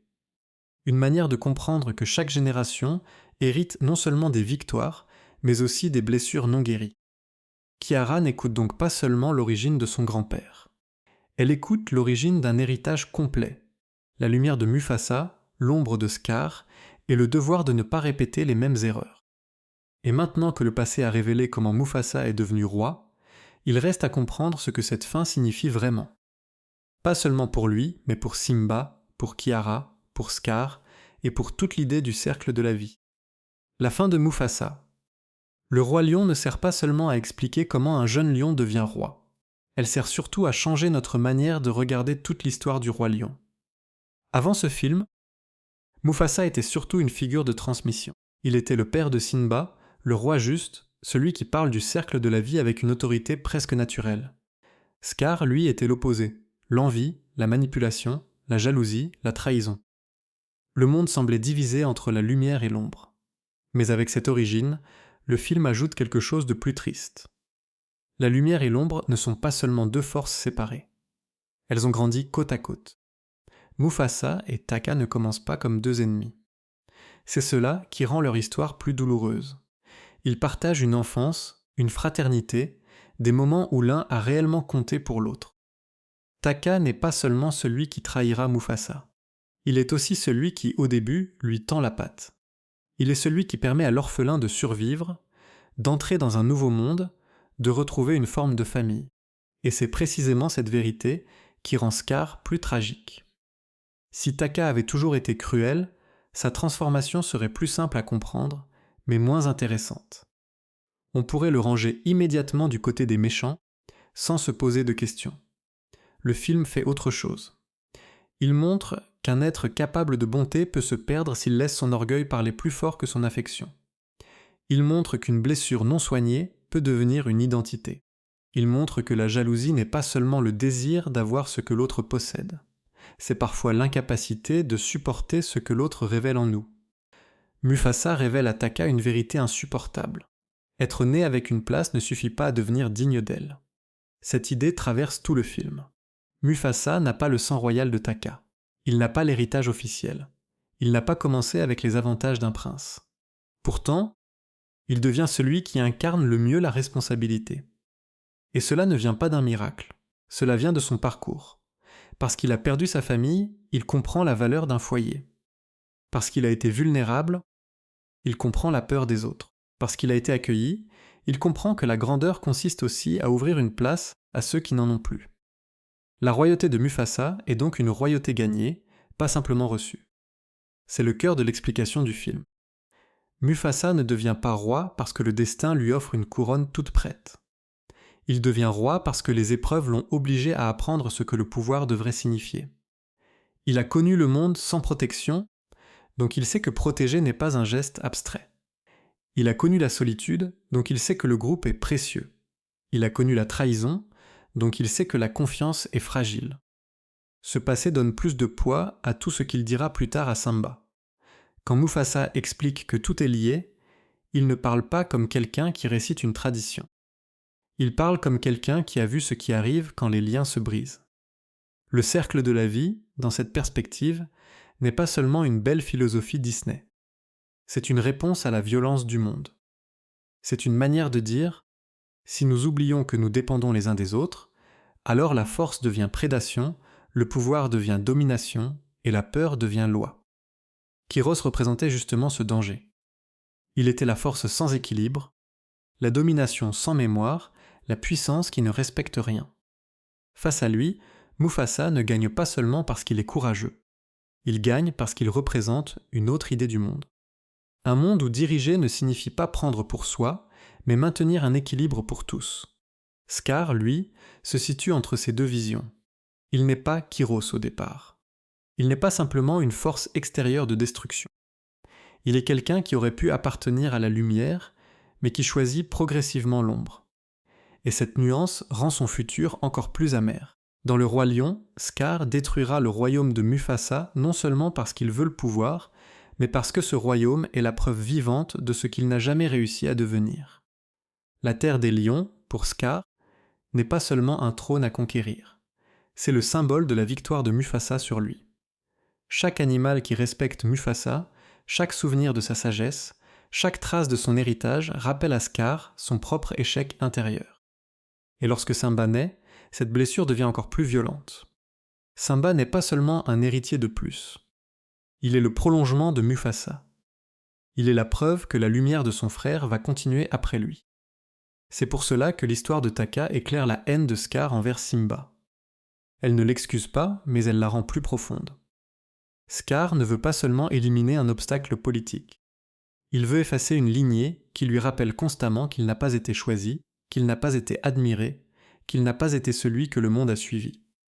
Et de l'autre côté, cette origine rend aussi Mufasa plus humain. Avant, il pouvait sembler presque parfait. Maintenant, on comprend que sa perfection apparente vient d'un combat intérieur. Il n'est pas calme parce qu'il n'a jamais eu peur. Il est calme parce qu'il a appris à traverser la peur. Il n'est pas sage parce qu'il est né au-dessus des autres. Il est sage parce qu'il a été en bas, seul, perdu, sans certitude, et qu'il a refusé de devenir cruel. C'est peut-être la plus belle idée du film. La noblesse n'est pas l'absence de douleur, mais la manière dont on transforme cette douleur. Mufasa transforme sa perte en protection. Taka transforme son humiliation en ressentiment. Cette différence explique tout. Deux êtres peuvent être blessés, mais ils ne deviennent pas forcément la même chose. La souffrance ne rend pas automatiquement meilleur ou pire. Elle révèle les choix que l'on fait ensuite. Et dans cette histoire, chaque choix finit par construire une légende ou une malédiction. Le récit transmis à Kiara prend alors une importance particulière.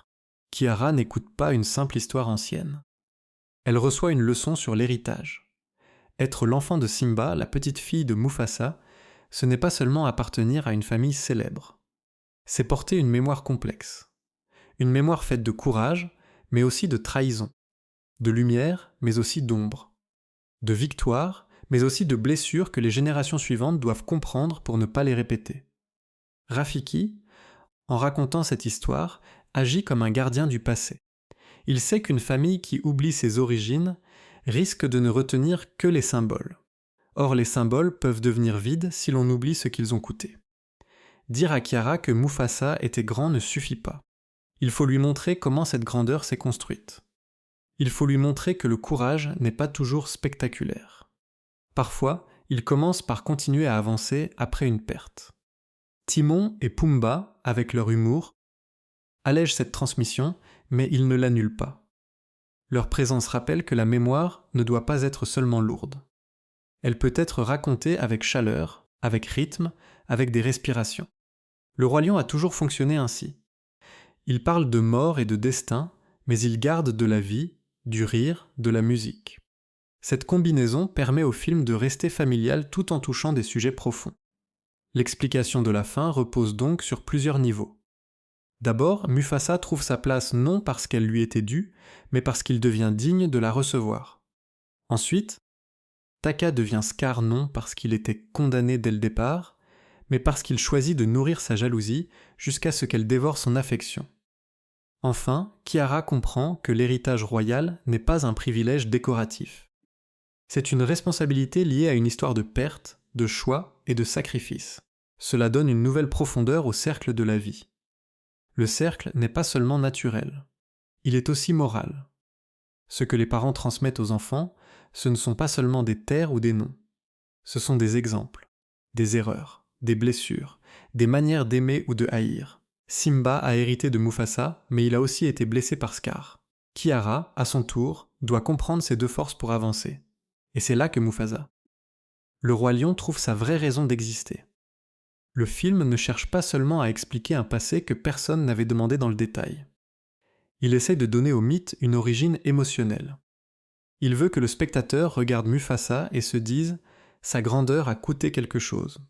Il veut que le spectateur regarde Scar et se dise « sa monstruosité vient d'une blessure qu'il a choisi de nourrir ». Il veut que le spectateur regarde Kiara et se dise « l'histoire continue, mais elle ne doit pas être répétée aveuglément ». Bien sûr, cette approche peut diviser. Certains spectateurs préfèrent garder Mufasa comme une figure mystérieuse, presque intouchable. D'autres aiment découvrir l'humain derrière la légende, même dans un récit d'animaux. Mais dans les deux cas, le film propose une lecture claire. Les rois ne naissent pas seulement dans le sang. Ils naissent dans les choix. Et lorsque l'on revient mentalement à la scène mythique du Roi Lion, celle où Mufasa parle à Simba depuis les étoiles, cette origine ajoute une émotion nouvelle. Cette voix n'est plus seulement celle d'un père disparu. Elle est aussi celle d'un ancien enfant perdu qui a réussi à devenir un guide. Un être qui aurait pu être détruit par la perte, mais qui a transformé sa douleur en lumière pour son fils. C'est pour cela que l'histoire de Mufasa touche encore, parce qu'elle parle d'un rêve très simple, ne pas être défini uniquement par ce qu'on a perdu. Mufasa perd sa famille, son foyer, puis son frère tel qu'il l'avait connu, mais il ne perd pas sa capacité à protéger. Et c'est cette capacité qui fait de lui un roi. A l'inverse, Taka perd peu à peu l'amour qu'il aurait pu garder parce qu'il veut à tout prix posséder une reconnaissance qui ne se force pas. Il devient Scar non pas en une seconde, mais en choisissant jour après jour de croire que la lumière des autres est une insulte à sa propre existence. Au fond, c'est peut-être cela que Rafiki transmet à Kiara. Le passé n'est pas là pour enfermer les vivants. Il est là pour les avertir. Il leur montre ce que l'amour peut construire, ce que la jalousie peut détruire, et pourquoi chaque génération doit décider ce qu'elle fera de l'héritage reçu. Mufasa. Le roi lion se termine donc comme une origine, mais aussi comme un miroir. Il nous demande de regarder derrière la légende, derrière la couronne, derrière la cicatrice. Et derrière ces symboles, il trouve deux enfants. L'un qui a appris à protéger malgré sa douleur, et l'autre qui a laissé sa douleur devenir plus forte que son amour. C'est là que le film devient plus qu'un simple chapitre ajouté à une franchise célèbre. Il devient une méditation familiale sur ce qui fait un vrai roi, un vrai frère, un vrai héritage. Mais pour comprendre complètement la place de ce film dans l'univers Disney, il faut aussi regarder ce qui s'est passé derrière l'histoire. Le choix de Barry Jenkins, les chansons de Lin-Manuel Miranda, la technologie visuelle, l'accueil critique, le box-office, et la manière dont le public a reçu ce retour à l'une des légendes les plus connues du cinéma familial. Ce qui rend Mufasa. Le roi lion particulier, ce n'est pas seulement son histoire. C'est aussi le choix de raconter cette histoire à travers une production immense, très attendue, mais confiée à un réalisateur dont le cinéma est souvent associé à l'intime. Barry Jenkins n'était pas le nom le plus évident pour un grand film Disney lié au roi lion. Son cinéma est connu pour sa sensibilité, pour sa façon de regarder les personnages de l'intérieur, pour son attention aux blessures silencieuses et aux identités qui se construisent dans le temps. Alors, le voir arriver dans un univers aussi célèbre, aussi commercial, aussi chargé de souvenirs, créait forcément une curiosité. Et en même temps, ce choix a du sens. Parce que Mufasa, le roi lion n'est pas seulement une aventure avec des animaux, des chansons et de grands paysages. C'est une histoire d'origine. Une histoire de solitude, d'adoption, de fraternité, de trahison et d'héritage. Ce sont exactement des thèmes qui demandent plus qu'un simple spectacle. Il faut que le spectateur sente la douleur derrière le mythe. Il faut qu'il voie Mufasa non pas seulement comme une icône, mais comme un être en construction. Le défi était énorme. Le roi lion est l'un de ces titres qui appartiennent presque à la mémoire collective. Même ceux qui n'ont pas revu le film depuis longtemps se souviennent de certaines images, de certaines chansons, de certaines émotions. La mort de Mufasa, l'exil de Simba, le rire de Timon et Pumba, la menace de Scar, le retour final sur le rocher. Tout cela fait partie d'un patrimoine populaire très fort. Alors revenir dans cet univers, surtout pour raconter le passé de Mufasa, c'était prendre un risque. Parce qu'une origine peut enrichir une légende. Mais elle peut aussi la réduire si elle explique trop, ou si elle enlève le mystère. Le film devait donc trouver un équilibre difficile, donner assez de réponses pour que le voyage ait du sens, sans transformer Mufasa en simple dossier explicatif. C'est pour cela que le cadre avec Kiara, Rafiki, Timon et Pumba est important. Il permet de garder une dimension de conte. Ce n'est pas une biographie froide de Mufasa. C'est une histoire racontée à une enfant, avec des pauses, des émotions, des interruptions comiques, des moments de tension. Ce cadre rappelle que le roi lion a toujours été une histoire transmise. Un récit où chaque génération doit comprendre ce que la précédente a vécu. Visuellement, le film poursuit la voie photoréaliste déjà associée à la version moderne du roi lion. C'est un choix qui divise souvent les spectateurs. Certains admirent la beauté technique, la texture des paysages, la lumière sur les pelages, la sensation de monde naturel. D'autres regrettent parfois que ce réalisme limite l'expressivité des visages, surtout lorsqu'il faut transmettre des émotions très fortes. C'est un débat important parce que le Roi Lion repose énormément sur les sentiments. Quand un personnage souffre, doute, aime ou trahit, le spectateur doit le ressentir immédiatement. Mufasa, le Roi Lion tente donc de combiner deux ambitions. D'un côté, il veut impressionner par l'ampleur visuelle, par la sensation de voyage, par la beauté de la nature et par la présence physique des animaux. De l'autre, il doit raconter une tragédie intime entre deux frères. Et cette tension entre spectacle et émotion explique en partie pourquoi le film a pu diviser. La musique joue aussi un rôle essentiel. Dans un univers comme le Roi Lion, les chansons ne sont jamais de simples pauses. Elles participent à la mémoire du film. Elles doivent porter l'aventure, mais aussi rester dans l'oreille du public. Avec Lin-Manuel Miranda impliqué dans les chansons, le film cherche une énergie nouvelle, plus contemporaine, tout en restant lié à une tradition musicale très forte. C'est un exercice délicat, parce que les chansons du Roi Lion original sont tellement ancrées dans l'imaginaire que toute nouvelle proposition est immédiatement comparée à un héritage immense. Mais l'intérêt de Mufasa, le Roi Lion, n'est pas de refaire exactement le passé. Il essaie plutôt d'ajouter une autre couleur. Moins celle de la découverte du royaume par Simba, et plus celle d'un voyage vers un foyer à inventer. Les chansons, les paysages et les moments d'aventure accompagnent cette idée. Mufasa ne revient pas à un endroit qui l'attend. Il marche vers un lieu qui deviendra un jour son monde. Le casting vocal participe aussi à cette volonté de renouvellement. Aaron Pierre donne sa voix au jeune Mufasa dans la version originale, tandis que Kelvin Harrison Jr. incarne Taka. Leur duo porte une grande partie du film parce que tout dépend de cette relation. Il faut croire à la fraternité avant de croire à la trahison. Il faut sentir que Taka n'est pas seulement une fonction destinée à devenir Scar, mais un personnage qui aurait pu suivre un autre chemin. Autour d'eux, Sarabi, Rafiki, Kyros, Timon, Pumba, Simba, Nala et Kiara permettent de relier le passé à l'avenir, la légende à la génération suivante.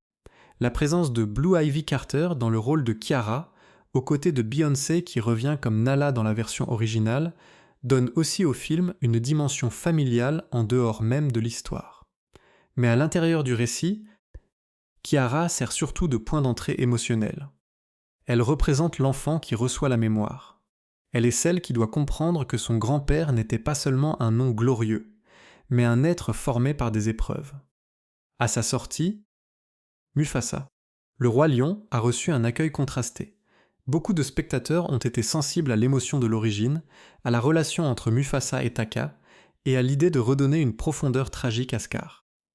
D'autres ont trouvé que l'univers du Roi Lion n'avait pas forcément besoin d'être expliqué davantage, ou que la magie de l'animation classique restait difficile à retrouver dans un style photoréaliste. Cette division n'est pas surprenante. Quand une œuvre touche à un souvenir aussi aimé, chaque spectateur arrive avec son propre Roi Lion en tête.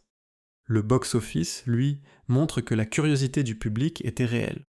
Le film a attiré une audience mondiale importante, preuve que Mufasa reste un nom extrêmement puissant dans la culture populaire.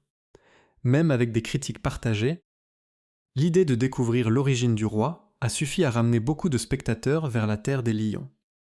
Mais au-delà des chiffres, la vraie question est de savoir ce que le film ajoute à la mythologie.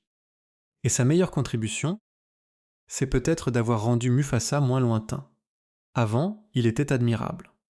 Après ce film, il devient plus vulnérable. On peut toujours le voir comme un roi noble, mais on peut aussi voir derrière lui l'enfant emporté par les eaux, le jeune lion adopté, le frère trahi, le survivant qui a appris à transformer sa douleur en protection. Cela ne rend pas Mufasa plus petit. Au contraire, cela peut le rendre plus émouvant. Pour Scar, l'apport est différent. Le film ne cherche pas à l'innocenter. Il ne dit pas que Scar n'est pas responsable, mais il montre que le mal peut naître dans un espace plus complexe que la simple méchanceté. Taka avait de l'amour en lui. Il avait aussi de la peur, de l'orgueil, un besoin immense de reconnaissance. Et quand ces failles deviennent plus fortes que le lien fraternel, le futur Scar apparaît. C'est une idée forte pour une histoire familiale. Parce qu'elle rappelle que les grandes fractures ne commencent pas toujours par la haine. Elles commencent parfois par une blessure que personne ne soigne, par une comparaison qui devient obsessionnelle, par le sentiment que l'amour reçu par l'autre nous retire quelque chose. Le film transforme donc la rivalité entre Mufasa et Scar en tragédie de l'estime de soi. Et pour Kiara, cette histoire devient un avertissement. Elle appartient à une lignée royale, mais cette lignée n'est pas purement glorieuse. Elle contient des sacrifices, des erreurs, des trahisons, des douleurs. Comprendre son héritage, ce n'est pas seulement célébrer Mufasa. C'est aussi comprendre Scar, non pas pour l'excuser, mais pour savoir comment l'ombre peut naître même au cœur d'une famille. C'est peut-être là que Mufasa. Le roi lion trouve son message le plus simple et le plus durable. On ne choisit pas toujours ce qui nous arrive. Mufasa n'a pas choisi de perdre ses parents, il n'a pas choisi d'être séparé, il n'a pas choisi que Taka devienne jaloux. Mais il a choisi ce qu'il faisait de sa douleur. Et ce choix a construit un roi. Taka, lui, n'a pas choisi toutes ses blessures non plus. Mais il a choisi de les nourrir jusqu'à les laisser parler à sa place. Et ce choix a construit Scar. Le film nous laisse donc avec deux chemins, deux enfants, deux blessures, deux réponses. L'un transforme le manque en responsabilité. L'autre transforme l'humiliation en rancune. L'un devient une lumière pour la génération suivante. L'autre devient une ombre qui essaiera d'éteindre cette lumière. C'est pour cela que Mufasa. Le roi lion peut toucher même ceux qui connaissent déjà toute la suite. Le suspense ne vient pas seulement de ce qui va arriver. Il vient de la manière dont cela arrive. Nous savons que Mufasa deviendra roi. Nous savons que Taka deviendra Scar. Mais le film nous demande de regarder le chemin entre ces deux vérités. Et sur ce chemin, il trouve de l'émotion. Au fond, cette histoire nous rappelle que les légendes ne naissent pas parfaites. Elles sont faites de pertes, de rencontres, de choix difficiles et de cicatrices. Mufasa n'est pas grand parce que la vie lui a tout donné. Il est grand parce que la vie lui a pris énormément et qu'il a refusé de répondre à cette perte par la haine. Et c'est peut-être la plus belle manière de revenir à la terre des lions. Non pas seulement pour revoir un royaume célèbre, mais pour comprendre que derrière chaque roi respecté, il y a parfois un enfant qui a dû apprendre à survivre avant d'apprendre à guider. Si cette histoire vous a marqué, dites en commentaire ce que vous pensez de cette nouvelle origine de Mufasa. Est-ce qu'elle rend le roi lion plus fort à vos yeux, ou est-ce que vous préférez garder une part de mystère autour de ce personnage? Et surtout, dites quel autre film vous aimeriez voir expliqué avec la même profondeur.